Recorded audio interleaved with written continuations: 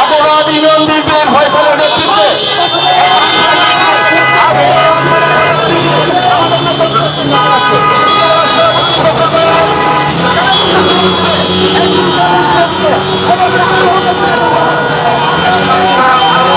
রাজু আহমদ রাজু সাহেব উনি এমপি হয়েছিলেন, কয়েকবার মন্ত্রী হয়েছিলেন, কিন্তু এলাকার উন্নয়নের জন্য এই ব্রিজটা কখনো উনি করেন নাই। আমরা ক্ষমতা আসলে এই ব্রিজ অবশ্যই আমরা করবো। সরকারের একমাত্র দাবি হবে যে এই ব্রিজ আমরা কিভাবে করতে পারি, এই ব্রিজটা করবো ইনশাল্লাহ। কর্মীরা অত্যন্ত উন্মোচিত এবং তারা অত্যন্ত আবেগপ্রবণ। কখন নির্বাচন আসবে, কখন ধানের বিজয় হবে, কখন বিএনপি সরকার গঠন করবে। আমাদের শ্রদ্ধার সাথে আমরা এই মরহুম কাঞ্চন ভাইকে আমরা স্মরণ করছি।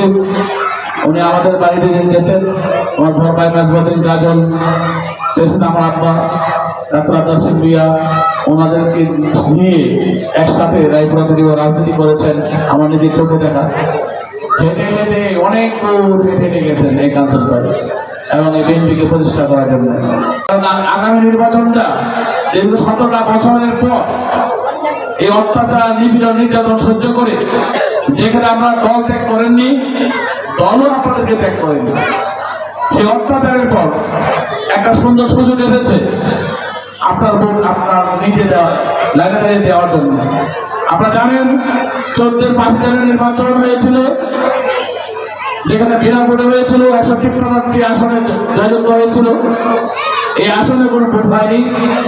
আপনাদের দিনের ভোট রাতে নিয়েছে, 24-এ কোনো ভোটই হয়নি, দামি ভোট হয়েছিল, আত্মীয় স্বজনের ভোট, নিজেরা লুডো খেলার মতো হয়েছিল সরকার বিরোধী আন্দোলন হিসাবে।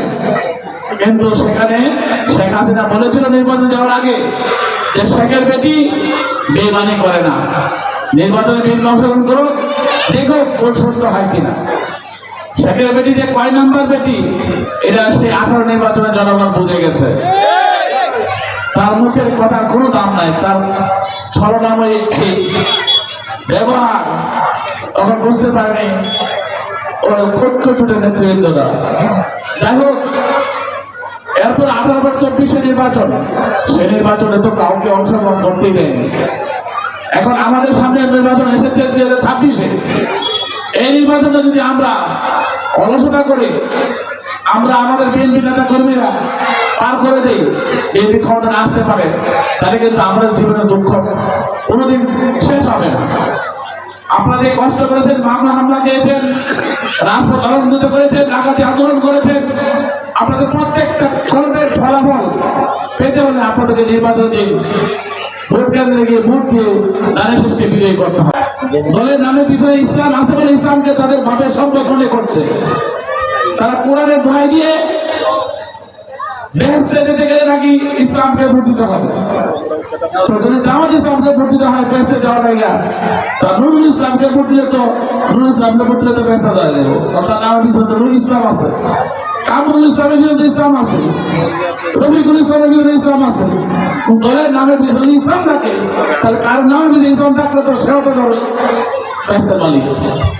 আসলে এগুলি মুনাফিকগিরি করছে, ইসলামের দোহাই দিয়ে আপনারা আমার ভোটটা দেওয়ার চেষ্টা করছে, মা বোনকে বোঝাচ্ছে, কখনো বা তসবিহ দিচ্ছে, কখনো বা কোরআন, কখনো বা দেয় নামাজ।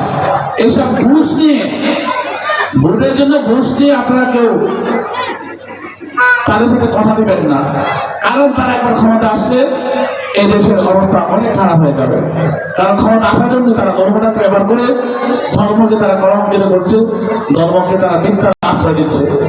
ধর্ম যার যার, আপনার ধর্ম আমার, অন্যের ধর্ম অনেকটা, এবং আমি যা করবো ধর্মের থেকে আমারটা আমি হিসাব দেবো। কারণ উন্নয়নের জন্য আমরা অনেকভাবে চিন্তা করেছি। আমরা দেখেছি যে রাজু আহমদ রাজু সাহেব উনি এমপি হয়েছিলেন, কয়েকবার মন্ত্রী হয়েছিলেন, কিন্তু এলাকার উন্নয়নের জন্য এই ব্রিজটা কখনো উনি করেন নাই। আমরা ক্ষমতা আসলে এই ব্রিজ অবশ্যই আমরা করবো। সরকারের একমাত্র দাবি হবে যে এই ব্রিজ আমরা কিভাবে করতে পারি, এই ব্রিজটা করবো ইনশাল্লাহ। আর যে রাস্তাঘাটগুলো করেনি, রাস্তাঘাটগুলো তো বড় কিছু না, এই রাস্তাঘাটগুলো আমরা ইতিমধ্যে অনেক স্টেপ নিয়ে নিচ্ছি। গাইবাতে বিএনপি অধ্যুষিত এলাকায় যেখানে রাস্তাঘাট কাজ করেনি আমি, সেই রাস্তার কাজগুলো আমরা করছি এবং পর্যায়ক্রমে একটা পর একটা এই রাস্তার কাজগুলো হয়ে যাবে। আমি এখনো দেখছি অনেক রাস্তার অবস্থা খুব খারাপ, তাহলে এই রাস্তার কাজগুলো আমরা করবো। কারেন্ট সিস্টেমে ভোট দিলে আগামী দিনে উন্নয়নের কাজ হবে, দেশের উন্নয়ন হবে, এলাকার উন্নয়ন হবে, আমাদের বৃষ্টি হবে, রাস্তাঘাট হবে। এই আশায় সবার কাছে আমি দাঁড়িয়ে সে ভোট চাচ্ছি, আমাদের দোয়া করবেন এবং দাঁড়িয়ে সে ভোট দিয়ে আমাদের জয়যুক্ত করবেন। সবাইকে